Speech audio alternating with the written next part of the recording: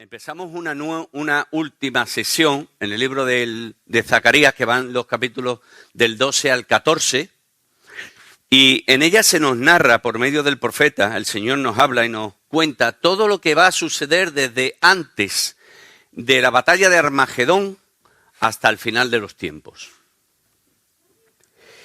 Y comienza ese capítulo 12 diciendo lo siguiente: profecía de la palabra del Señor o de Yahvé acerca de Israel. Yahvé, que extiende los cielos y funda la tierra y forma el espíritu del hombre dentro de él, ha dicho. Y vemos dos cosas o tres cosas importantes en este versículo. Lo primero, que evidentemente es palabra del Señor, porque así lo dice: profecía de la palabra del Señor.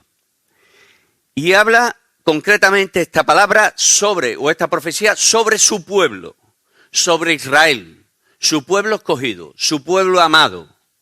Y habla de todo Israel, no habla de Judá, no habla del reino del norte o del reino del sur, sino de Israel, de todo su pueblo.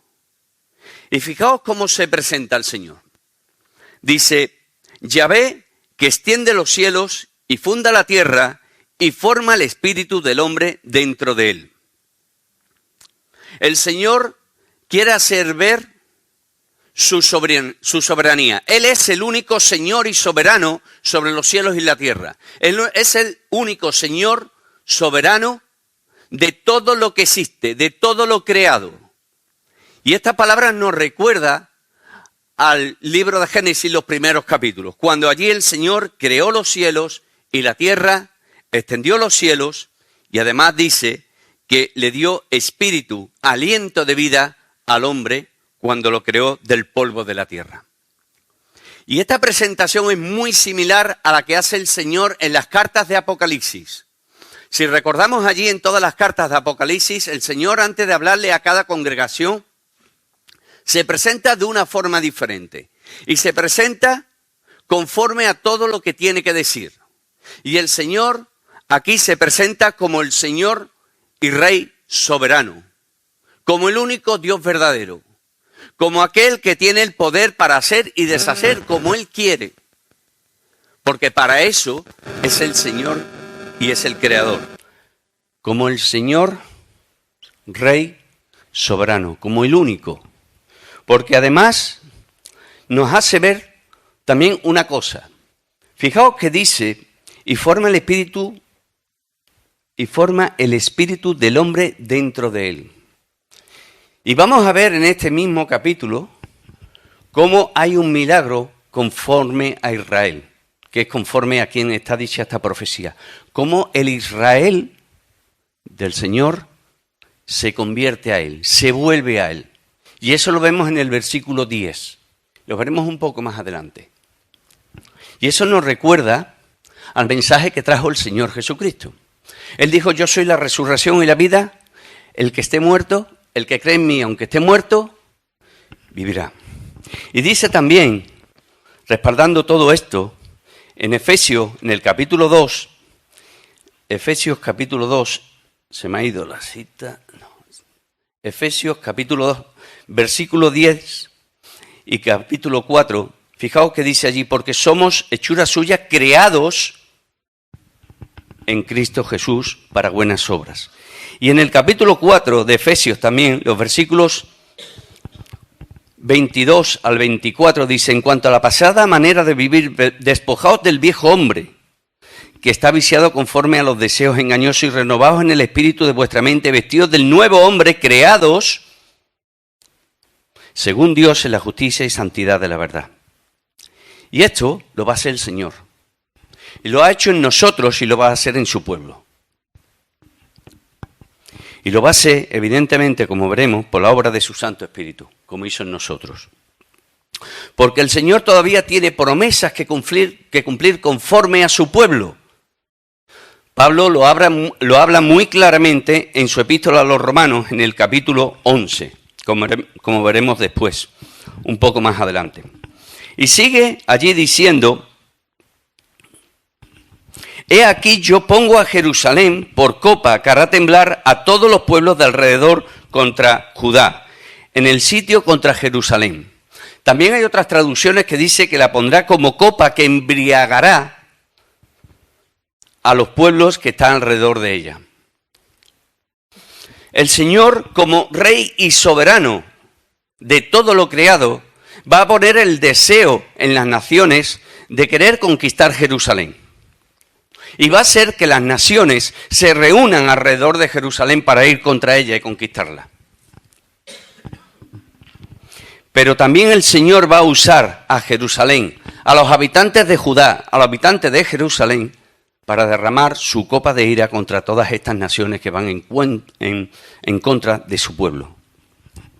Es curioso de que de estos versículos que leemos en Zacarías, en todos ellos, en los 14 versículos, se nombra 11 veces la ciudad de Jerusalén. En 11 ocasiones, por lo que es muy importante que estemos atentos de todo lo que va a decir sobre esta ciudad. Además, se cita en más de 800 veces en las Escrituras la ciudad de Jerusalén. Es la ciudad amada por Dios. Como dice también, es donde el Señor fijará su nombre para siempre, como dice en 2 de Crónicas, capítulo 6, versículo 6, y en otros pasajes. Es la ciudad por la que Dios pide que se ore por paz. Es la ciudad que el Señor prometió, como dice en el Salmo 132, bendecirla y protegerla. Pero además, la nueva ciudad, la que va a descender del cielo, se llama la Nueva Jerusalén. Por lo tanto, el Señor tiene un propósito especial con la ciudad de Jerusalén. Además, fue en Jerusalén donde el Señor Jesucristo fue crucificado, sepultado y resucitó. Por tanto, es muy importante la ciudad de Jerusalén para el Señor. Y tiene planes muy importantes para ella y la va a usar. Fijaos que dice aquí en el versículo 2 al comienzo, he aquí yo pongo. No lo pone nadie. No lo pone nadie más que el Señor. Él es el soberano. Fijaos cómo Él reivindica su soberanía en todo momento. He aquí yo pongo. No es el profeta, no es ningún rey de Israel como David, no es ningún otro gobernante. Es el Señor que lo hace. He aquí yo pongo, porque yo soy el único Dios soberano. Y sigue diciendo, y me pregunto, ¿qué pondrá? Pondrá Jerusalén por copa para hacer temblar, para embriagar a las otras, para atraerlos, pero también para castigar. Porque el símbolo de la copa, uno de los símbolos de la copa en las Escrituras, es el juicio de Dios. Lo tenemos en Apocalipsis, ¿verdad? Las 7 copas de la ira. También Israel probó la copa de la ira de Dios, como leemos en las Escrituras y como leemos específicamente también en el libro de Lamentaciones, como el Señor derramó su ira, su castigo sobre su propio pueblo, su disciplina sobre todo ello. Y además dice que pondrán sitio contra Jerusalén, la rodearán para conquistarla. Y sigue diciendo en el versículo 3, y en aquel día, fijaos lo que dice, yo pondré. En aquel día yo pondré, no otro, yo, el Señor. Y esta expresión en aquel día se va a repetir a partir de ahora en varias ocasiones. Un día que solamente Dios lo sabe. Y esto nos acordamos cuando en Hechos capítulo 1, los versículos 6 y 7, leemos lo siguiente, cuando los discípulos le preguntaron al Señor. Entonces los que se habían reunido le preguntaron, Señor, diciendo, Señor, ¿restaurarás el reino de Israel en este tiempo? Y les dijo, no os toca a vosotros saber los tiempos, las sazones que el Padre puso en su sola potestad. Por tanto, hay un día que solo Dios conoce en que sucederán todas estas cosas. Solamente Él lo sabe, no lo sabe nadie más. Y sigue diciendo, yo pondré a Jerusalén antes por copa, pero ahora dice por piedra pesada a todos los pueblos. Todos los que se la cargaren serán despedazados, bien que todas las naciones de la tierra se juntarán contra ella. Todos los que vayan a luchar contra Jerusalén, que vayan a querer conquistarla, que vayan a querer destruir a Jerusalén, que vayan a querer destruir la tierra, la ciudad escogida por Dios, van a ser destruidos. Porque así lo dice el Señor. Van a ser destruidos. Hay una similitud también en las Escrituras con el Señor Jesucristo. ¿Cómo se le llama también al Señor Jesucristo? La piedra angular del edificio. Y dicen las Escrituras que aquel que no lo recibe como su Señor y Salvador será despedazado, será destruido. Porque Él es el fundamento, la piedra angular sobre la que se sostiene su pueblo, su reino. Y todos se juntarán. Fijaos que dice, se juntarán contra ella muchas naciones, todas las naciones. Y sigue diciendo en el versículo 4, en aquel día, fijaos cómo se repite, en aquel día, dice el Señor, dice Yahvé, heriré con pánico a todo caballo y con locura al jinete, mas sobre la casa de Judá abriré mis ojos y a todo caballo de los pueblos heriré con ceguera. Dios luchará por su pueblo. Dios será quien dé la victoria a su pueblo. Y eso lo vemos en varias ocasiones en el Antiguo Testamento. Segunda de Crónicas, capítulo 32, 21 y 22, leemos allí lo siguiente. El rey Sennacherib va contra la ciudad de Jerusalén, contra Judá, perdón. Y dice allí en el versículo 21 y 22, mejor el 20, mas el rey Ezequías y el profeta Isaías, hijo de Amoz, oraron por esto, porque la ciudad estaba sitiada por Sennacherib. Y clamaron al cielo. Y el Señor envió un ángel, el cual destruyó a todo valiente y esforzado, y a todos los jefes y capitanes en el campamento del rey de Asiria. Este se volvió por tanto avergonzado a su tierra, y entrando en el templo de su Dios, allí lo mataron a espada sus propios hijos. Así salvó Yahvé a Ezequías y a los moradores de Jerusalén de las manos de Sennacherib, rey de Asiria, y de las manos de todos, y les dio reposo por todos lados. El Señor lucha por su pueblo. El Señor protege a su pueblo. Además, es curioso cómo obra el Señor. Dice que pondrá pánico en todo caballo. Evidentemente, en los tiempos futuros no van a ser con caballo con lo que ataquen a la ciudad. Serán con carros y demás. Pero el Señor va a hacer un milagro para que no lleguen a dañar a su ciudad, la ciudad de Jerusalén. Y dice, y con locura al jinete. En una de las maldiciones del Señor a su pueblo, en Deuteronomio capítulo 28, versículo 28, dice allí lo siguiente, cuando el Señor se olvide de su pueblo, el Señor te herirá con locura, ceguera y turbación de espíritu. Lo mismo que hemos leído. Y el Señor aplicará su castigo, actuará de la misma manera que actuó contra su pueblo en su momento, también contra todas aquellas naciones que van a ir contra Jerusalén. Fijaos cómo la maldición, esas maldiciones por la desobediencia del pueblo de Israel se volvió contra las naciones que fueron contra ellos.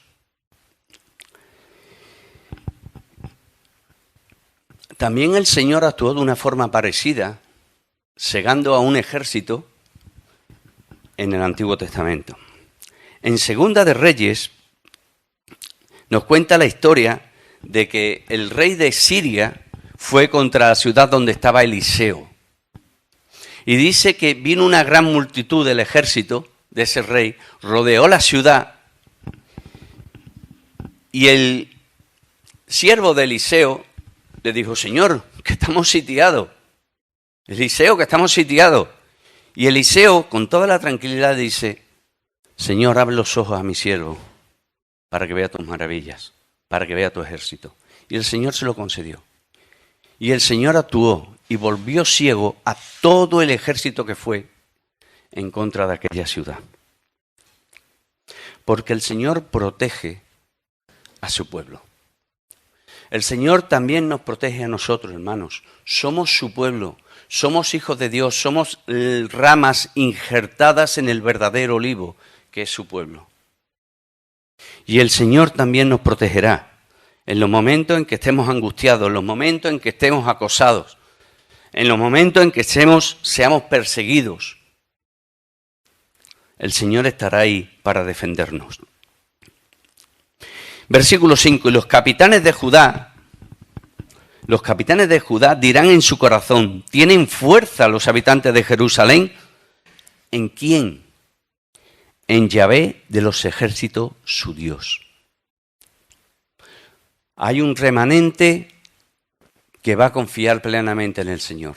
Y el Señor no los va a decepcionar. Y los va a librar de aquel sitio, de aquel acoso de todas aquellas naciones. Y se darán cuenta los que estén al frente de Judá. También se traduce aquí como los tribunos, como los jefes de familias, y como los capitanes. Y se darán cuenta. En aquel día, versículo 6, pondré a los capitanes de Judá como brasero de fuego entre leña y como antorcha ardiendo entre gavillas, y consumirán a diestra y a siniestra a todos los pueblos alrededor. Y Jerusalén será otra vez habitada en su lugar, en Jerusalén. Es el Señor el que da la victoria, hermanos. Cuando vienen las pruebas, cuando vienen las persecuciones, cuando vienen las tentaciones, el único que nos puede dar la victoria es el Señor y el confiar y apoyarnos plenamente en Él. Dice que cuando venga la tentación, someteos pues a Dios, resistid al diablo y Él huirá de vosotros. Pero para ello debemos de someternos a Dios.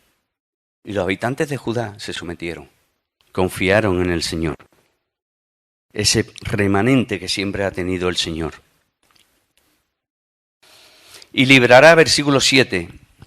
Fijaos cómo hará la victoria el Señor, para que el hombre no se gloríe. Y librará Yahvé las tiendas de Judá primero. ¿Dónde estaban las tiendas? En las afueras de la ciudad.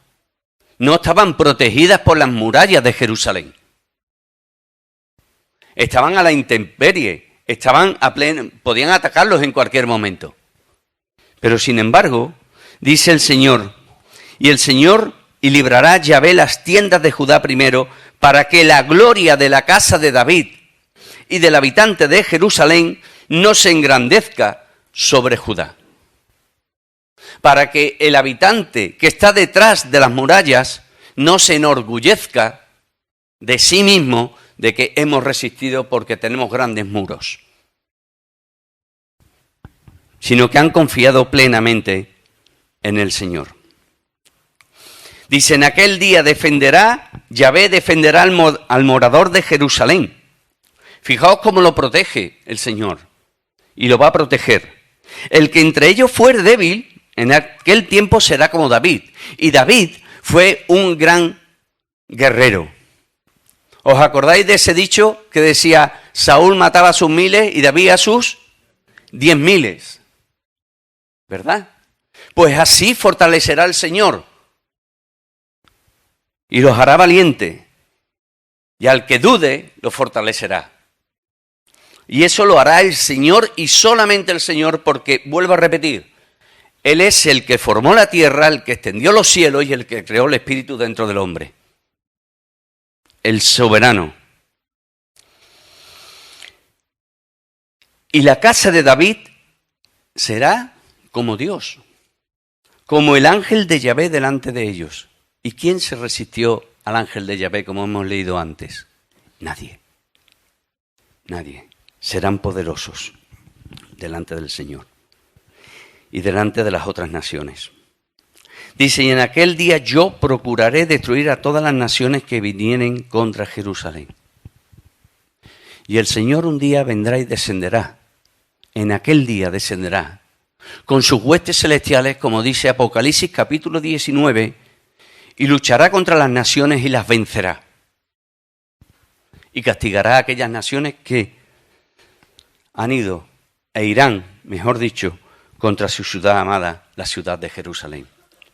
Eso lo podemos leer en Apocalipsis capítulo 19, versículos 11 en adelante. Dice, entonces vi el cielo abierto y aquí un caballo blanco y el que lo montaba se llamaba Fiel y Verdadero y con justicia juzga y pelea. Juzga y pelea. Sus ojos eran como llama de fuego y había en su cabeza muchas diademas y tenía un nombre escrito que ninguno conocía sino él mismo. Estaba vestido de una ropa teñida en sangre y su nombre es el Verbo de Dios. Y los ejércitos celestiales vestidos de lino finísimo, blanco y limpio le seguían en caballos blancos. De su boca sale una espada aguda para herir con ella las naciones y él la regirá con vara de hierro. Y él pisa el lagar del vino del furor y de la ira del Dios Todopoderoso. Y en su vestidura y en su muslo tiene escrito este nombre: Rey de Reyes y Señor de Señores.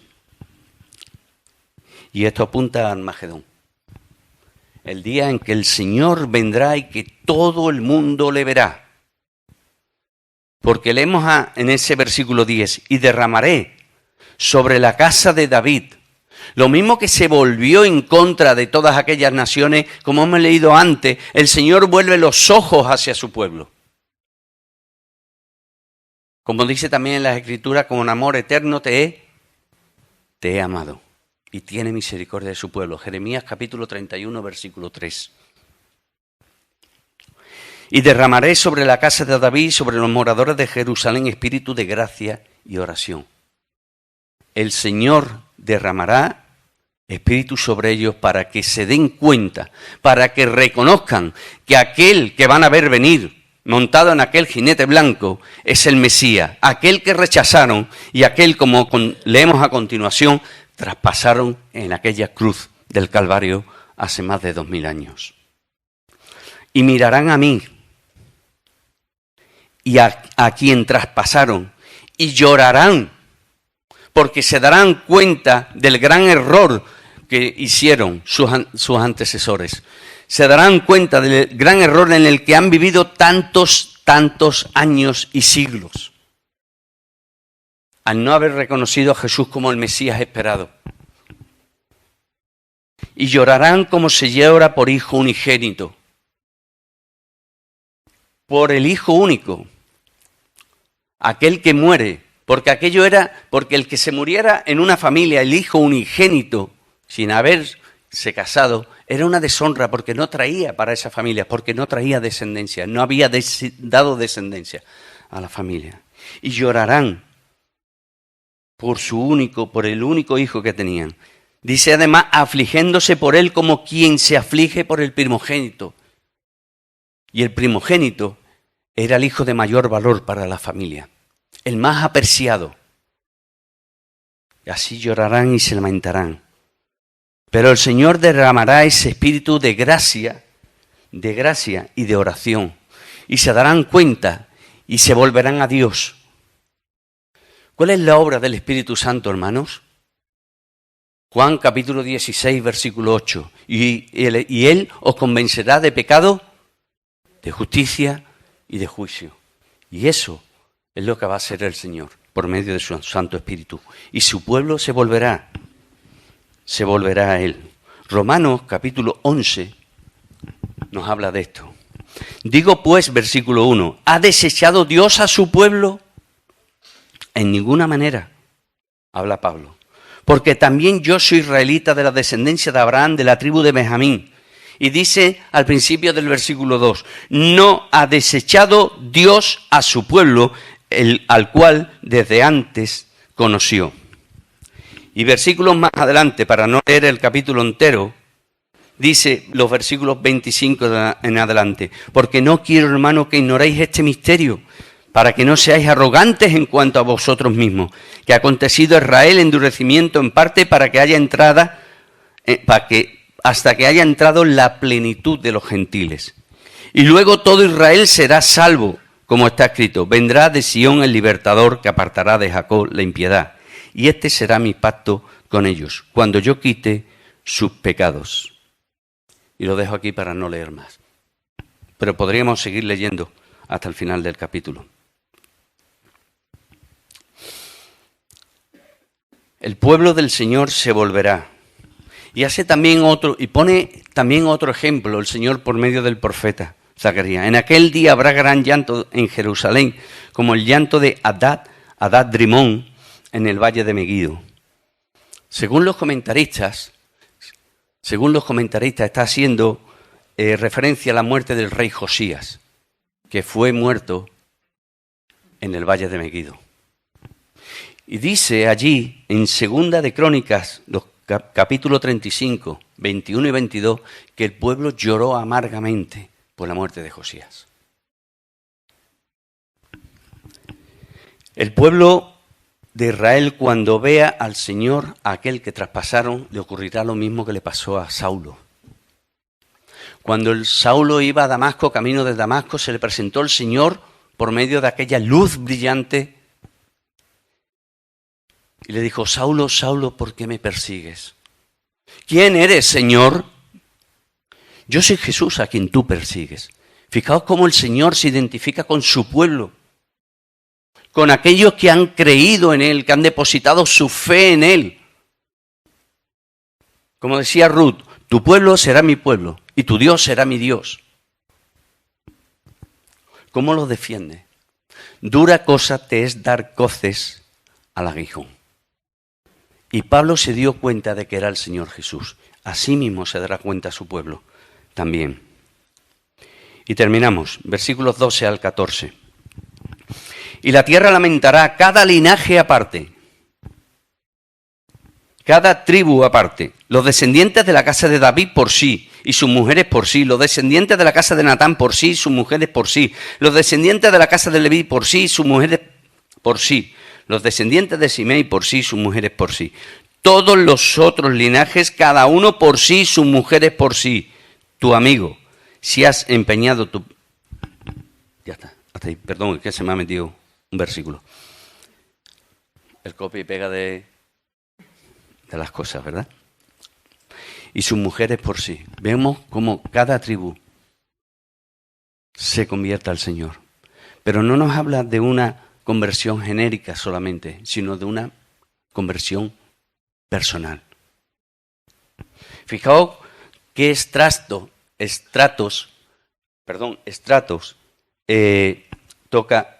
toca el Señor aquí. Los reyes, David, los sacerdotes, como Leví, y los profetas también, como Natán. Los tres, profetas, reyes y sacerdotes. Y la conversión será personal. Porque, hermanos, la conversión delante del Señor es una conversión personal. Yo no me puedo convertir por mis hijos. Mis hijos tienen que aceptar al Señor por sí mismos. Cada uno de nosotros tiene que aceptar al Señor por sí mismo. Y así ocurrirá también con todo Israel, con todo aquel que quiera aceptar al Señor. Así que nada, hermanos, dar gracias al Señor porque un día vino la palabra a nuestras vidas y hoy somos pueblos del Señor. Y tenemos la seguridad de que pase lo que pase, estamos en la mano del Señor, como también está en sus manos su pueblo, Israel. Que a Él sea la gloria, hermanos.